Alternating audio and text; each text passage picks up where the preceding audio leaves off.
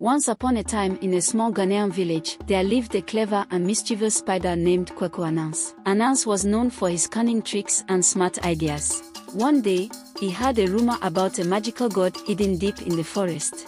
This god was said to grant endless food and riches to whoever possessed it.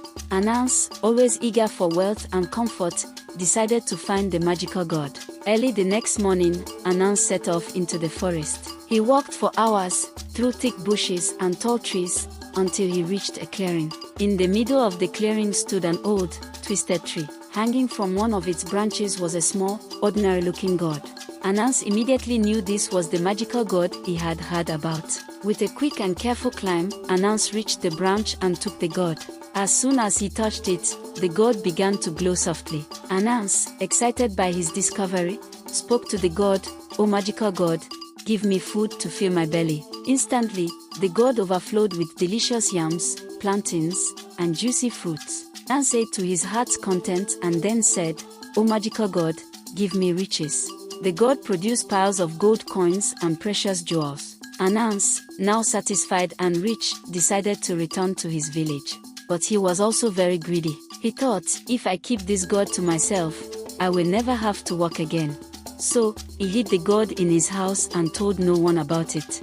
Days passed, and Ananse enjoyed his endless food and wealth. However, he became lazy and arrogant, showing off his newfound riches to the villagers without revealing his secret. The villagers grew curious and suspicious. They wondered how Ananse, who was always known for his tricks but not his hard work, had suddenly become so wealthy. One day, Ananse's wife, also, who was a wise and kind woman, noticed his strange behavior. She decided to follow him secretly. She saw Ananse sneak into a hidden room and heard him speaking to the god. "O magical god, give me more food," he said, and the god obliged. Also was amazed but also worried. She knew that the god's magic should be shared with everyone, not kept for one person's greed. That night, while Ananse was asleep, also took the magical god and went to the village square. She gathered all the villagers and explained what she had seen. "This god has the power to help us all," she said. "We should use it wisely and fairly." The villagers agreed, and from that day on, the magical god was used to ensure no one went hungry and everyone had what they needed. Ananse, waking up to find the god gone, was furious at first. But when he saw the happiness and prosperity it brought to the village, he realized the error of his ways. Ananse approached the villagers and admitted his greed. "I was wrong to keep the god to myself," he said. "From now on, I will use my cleverness to help others, not just myself."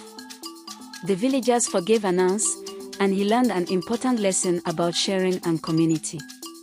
The magical god continued to provide for the village, and everyone lived happily and in harmony.